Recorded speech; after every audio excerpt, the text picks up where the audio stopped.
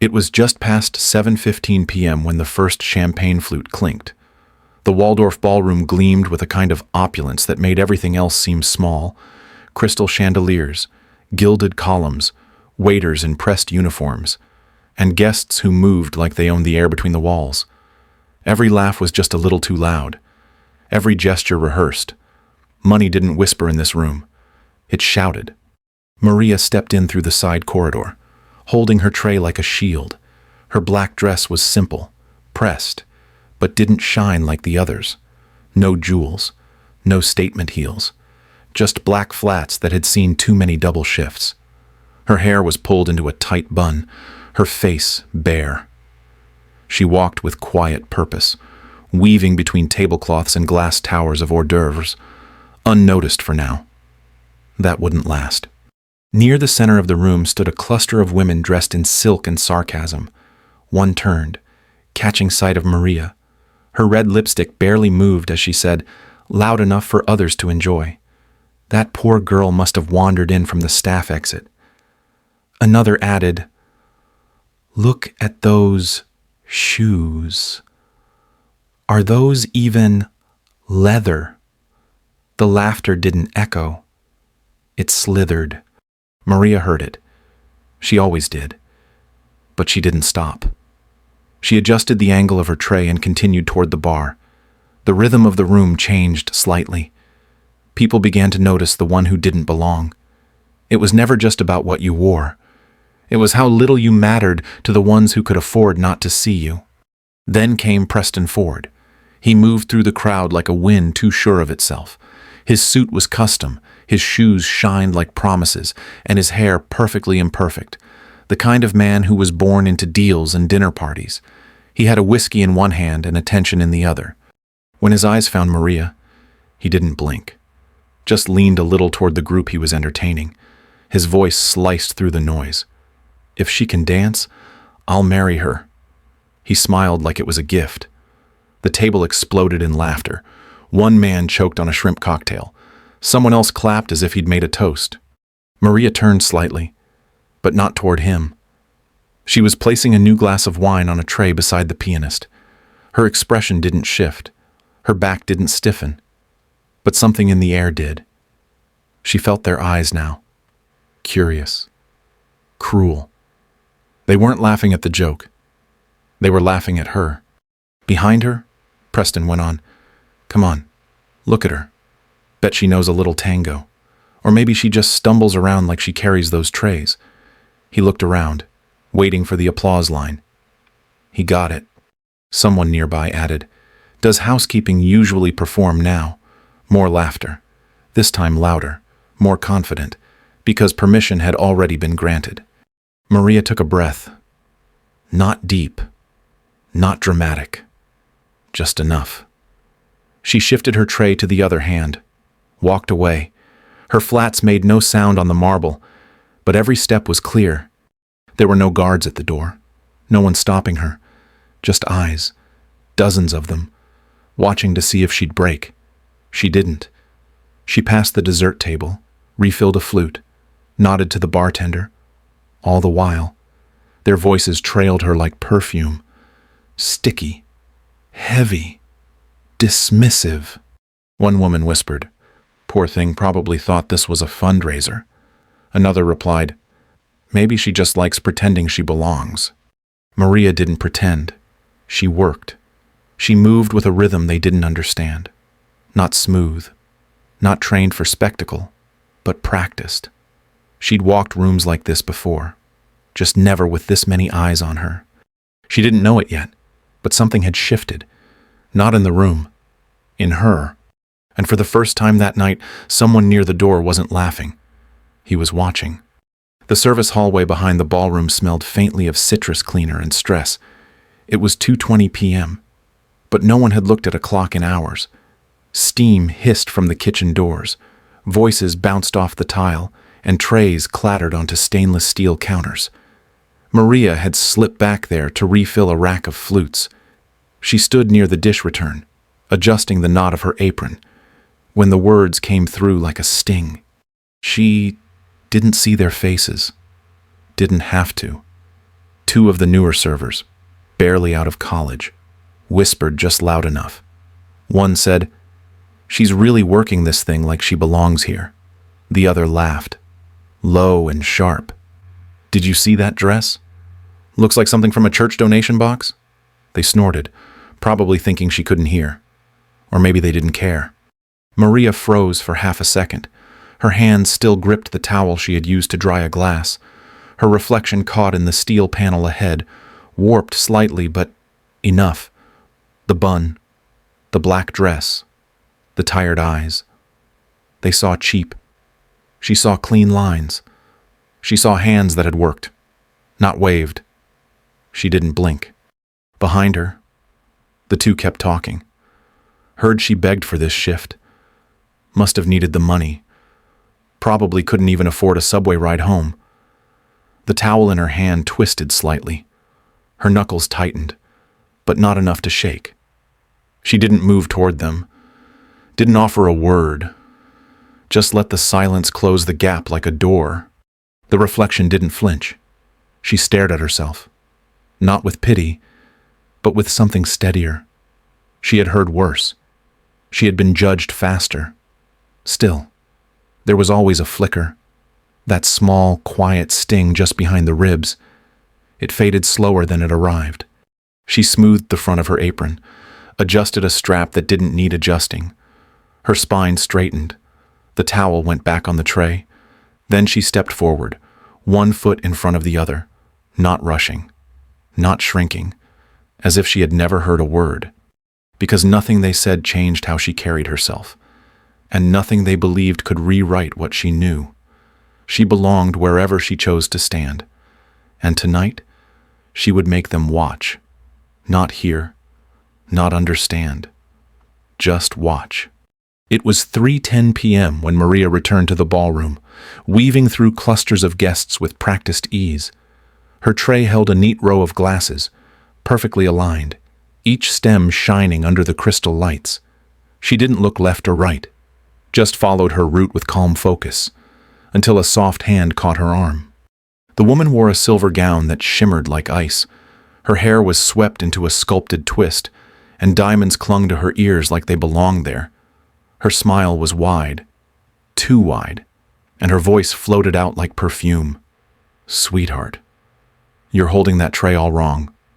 She tilted her head slightly, just enough for the nearest guests to hear. "It's not a shovel. You know." Laughter came fast, not cruel yet, but eager. A man near the canapé tower grinned over his glass. Another guest leaned in, eyes flicking from Maria to the woman in silver like waiting for the next jab. Maria didn't flinch. She didn't smile either. The woman kept going. Her voice dipped in something between charm and venom. "Where did they even find you?" Maria's fingers shifted just slightly on the tray. She looked at the woman. Not long, not hard, just enough. Her voice was quiet, steady, but carried further than it should have. "Where they found you, I suppose." A pause. Then she turned, lifted the tray half an inch, and glided on without breaking stride. The laugh that followed from the silver dress woman came too late. It was brittle. She glanced around, checking to see who had caught what. A few people raised their brows. One woman sipped her drink a little slower, eyes narrowed. Maria didn't turn around. Her steps were smooth again, her tray perfectly balanced, her face calm, but her eyes sharper now. She hadn't raised her voice. She hadn't fired back. But something shifted. Just a little. People began to notice her. Not with interest. Not yet. But curiosity. Like maybe there was more there than plain shoes and silence. And the woman in silver didn't say anything else for a while. She just watched Maria disappear into the crowd, her smile gone stiff at the edges. It was 3:45 p.m. when it happened. Maria stepped away from the third table on the left, turning smoothly toward the head table with a tray of fresh glasses. Her foot caught the edge of a rug that had curled up just slightly beneath a chair leg. It was the smallest misstep. But enough. The tray tilted. A glass of red wine tumbled forward. It struck the edge of the main tablecloth and exploded in a deep crimson arc across the white linen. The sound it made wasn't loud, but the silence that followed made it deafening. Every head turned. The music didn't stop, but it no longer mattered. A woman at the center of the table straightened in her chair. Her emerald dress caught the light. Her voice didn't need to rise. Well, that's one way to make an entrance. Laughter followed, slow at first, then picking up speed as others leaned in to get a better look. Maria stood still. The tray in her hand dipped slightly, but didn't fall. Her eyes stayed on the tablecloth, not the faces. Another voice joined in. Honestly, how do people like this even get in here? Someone needs to raise the hiring standards. It came from the left, sharp and confident, like the kind of voice used to giving orders. The tone cut deeper than the words. No one moved to help her. A man across the table nudged his wine glass back, just out of reach. Another adjusted his napkin like her presence had dirtied the space around him. Maria bent slightly, picked up the empty glass, and placed it carefully back on the tray. She didn't speak, didn't look up, just turned, slowly, her fingers tightening for one beat before relaxing again. The crowd watched her walk away as if they were watching a scene they'd already decided how to feel about.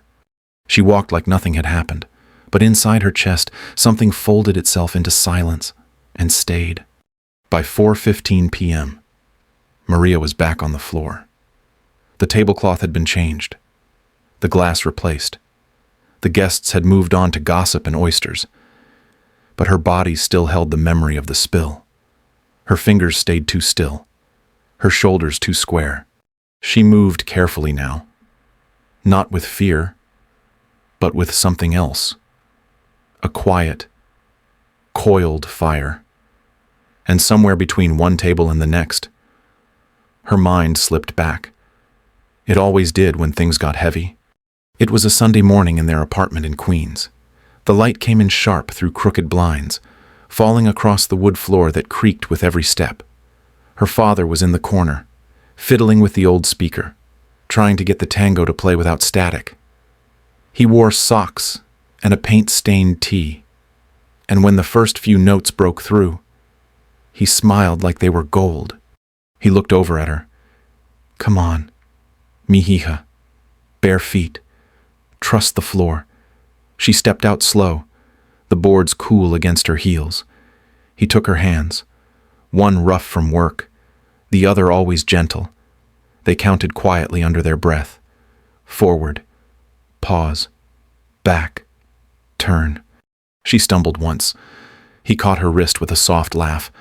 Tango isn't about being right. It's about being sure, even when you're not. She remembered nodding like she understood, though she didn't. Not yet. Now, years later, her flats pressed against marble instead of wood, her tray was no longer empty, and her heart beat slow and even. That old music wasn't playing, but it was still in her somewhere, between her ribs, in her wrists, behind her eyes. Maria didn't smile, didn't blink. She kept walking, but the echo of her father's voice stayed with her. Not loud, just steady. The room around her didn't know it, but she was already dancing. By 5:20 p.m., the ballroom had taken on a heavier buzz. The wine was flowing faster, voices louder. The clinks of silverware faded beneath the rising hum of wealthy boredom. It was the kind of moment where people started looking for the next thing to amuse them. And Maria, quiet and composed in her black dress, became the perfect target. She was pouring a glass of white at table 5 when it started. A woman in a tight navy gown with a fake accent and a real attitude tilted her head just slightly. "You're Latina, right?" She asked it like it was harmless, like she was curious. Her voice carried just enough for the surrounding tables to catch it. "Bet you know a little tango. Come on, show us something." The laughter came instantly. Not the full room yet, just the circle around her. But that was all it needed. The spark had been lit. Maria didn't answer. She refilled the glass, her hand steady. She turned without looking at the woman and moved toward the next table. But the joke wasn't done. Preston Ford stood, raising his whiskey as if to toast the sky. His grin was wide and theatrical. "If you can dance, I'll marry you." The sentence landed like a slap covered in glitter. And this time, the whole ballroom heard it. The reaction was instant. Chairs scraped, glasses trembled with laughter. One man clapped like he was at a comedy show. Someone else whistled. A woman whispered, "I bet she doesn't even know what tango is." Maria stopped walking. Not a dramatic stop. Just enough to shift the energy around her. She didn't turn to face them. Didn't drop her tray. Her fingers curled under the silver like they always had. Light. Controlled. But her shoulders no longer dipped. Her chin no longer bowed. The music hadn't changed yet. But the room had. They weren't watching her to see what she brought. They were watching to see how far she'd fall. And Preston. He was still smiling, sipping his drink like the line would live forever. She didn't speak. Didn't blink. But something in the way she breathed, slower, deeper, felt like a storm was inching closer. No one knew it yet, but the joke was almost over. It was 5:30 p.m. when Maria set the tray down on a side table. Slowly, carefully, as if she were placing something sacred. The room hadn't gone quiet. Not yet. But the laughter had stalled. People sensed something they couldn't name. A shift in the air, like the wind just before a curtain drops. She stepped forward, her heels silent on the polished floor. The spotlight hadn't found her, but she didn't need it. Her black dress moved with her like smoke. The chatter dulled as she walked into the open space at the ballroom's center. No one had invited her there. That made it louder than any stage. From the corner of the room, the band hesitated. Then, as if pulled by instinct, the violinist lifted his bow. The first notes of a tango spilled into the room.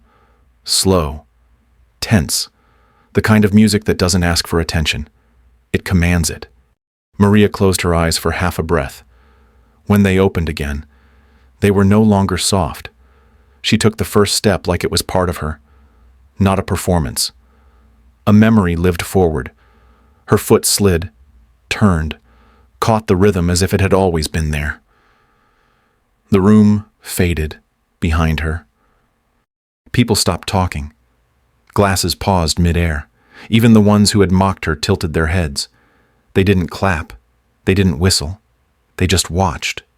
Her arms cut through the space like she was slicing time. Each step struck the floor with confidence but never force.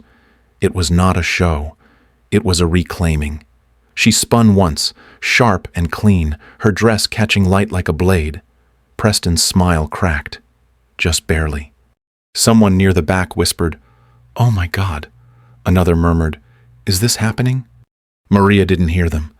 Her body moved with purpose, every turn anchored by something old and unshaken.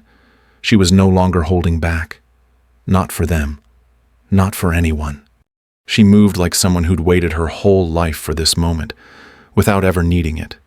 The spotlight finally found her then. But by the time it did, the entire room already knew. She was the center, not of attention, of power. By 6:00 p.m., the final note of the tango faded into silence. Maria held the last pose with her arms extended, her chest lifted, and her eyes steady. She didn't bow. She didn't smile. She simply stood there, breathing softly as if nothing had changed. But everything had. The applause came slow, hesitant at first. Then it built, one clap after another until the sound filled the entire ballroom. People rose from their seats without realizing it. Phones hovered in the air. Faces that had once smirked now held something else. Not awe, exactly. Something closer to unease. Maria stepped back, adjusting the hem of her dress, her breathing calm. She looked at no one. Yet, no one looked away. That was when the doors opened. He entered without hurry. No announcement. No music. Just the sound of polished shoes against marble. His suit was dark, perfectly fitted. No tie. His presence didn't shout. It arrived like a shadow that chose its moment. He moved straight toward her. Some people didn't notice at first, but others did. A whisper ran through the crowd. Faces turned, curious, then confused, then nervous. He stopped beside Maria, looked her in the eye. His voice didn't rise. Ready to go. She gave him a small nod. That was all. It hit the room like a dropped glass. Someone near the back gasped. Preston Ford, still holding his empty glass, froze mid-breath. His jaw tightened, but he said nothing. The man turned with her, offering no explanation, no apology. He didn't need to. A woman in green leaned to whisper, "That's Ethan Cruz." The name passed like current through the crowd. The real estate magnate, the man behind 3 towers on the skyline, a quiet force in New York finance, and tonight, the one walking hand in hand with the woman they had spent the evening mocking. Maria didn't look back. She didn't need to. Each step they took across that ballroom stripped the room of its arrogance. No words spoken, no vengeance declared, just the heavy silence of power shifting. What they thought had been a game was over. She had won it before they even knew they were playing. By 10:15 a.m. the next morning, the video had already hit 100,000 views. By noon, it was on every major platform. The caption read, "Waitress stuns elites with tango at Midtown Gala." But it wasn't just the dance that caught fire. It was the silence that followed. The faces in the crowd. The moment she walked away, untouched. No one defended the jokes. No one quoted the laughter.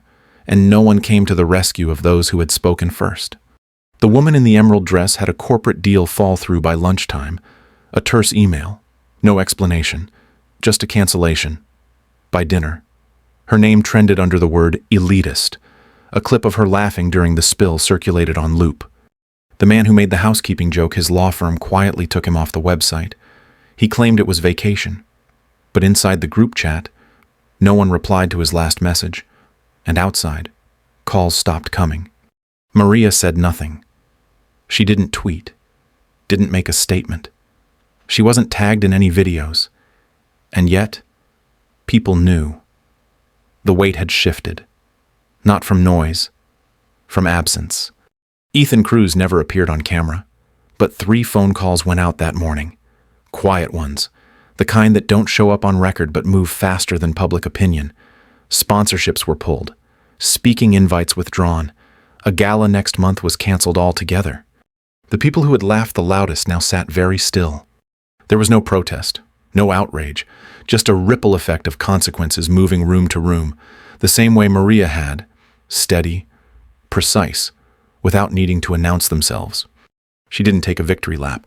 She went to work like any other day, slipped out the side door, took the subway downtown. But those who had mocked her now knew better than to assume silence meant small. Because justice didn't knock. It wore heels, and it danced. By 8:15 p.m., the ballroom lights faded behind them. Maria and Ethan walked through the quiet streets of Midtown, his jacket now draped over her shoulders. The city buzzed in the distance, but around them, it felt still. Not empty, just enough. She reached into her pocket and touched the edge of a worn handkerchief, faded thread, soft from age. Her father's initials stitched in the corner. She smiled, small and quiet, as her fingers brushed over it. The memory wasn't loud, just steady, like his voice, like the music. They didn't speak much. They didn't need to. The world had already said enough. A soft breeze passed between buildings. She looked up at the sky, not for answers, just to breathe. And maybe that's the point. You've been there, haven't you? Not the gala, not the dance, but the silence after being underestimated. The strength it takes to stay standing when the room wants you small. The fire you carry, not for applause, but for yourself. Maria didn't win anything tonight. She just remembered who she was. And in that quiet moment, walking into the dark, she didn't feel powerful. She felt free.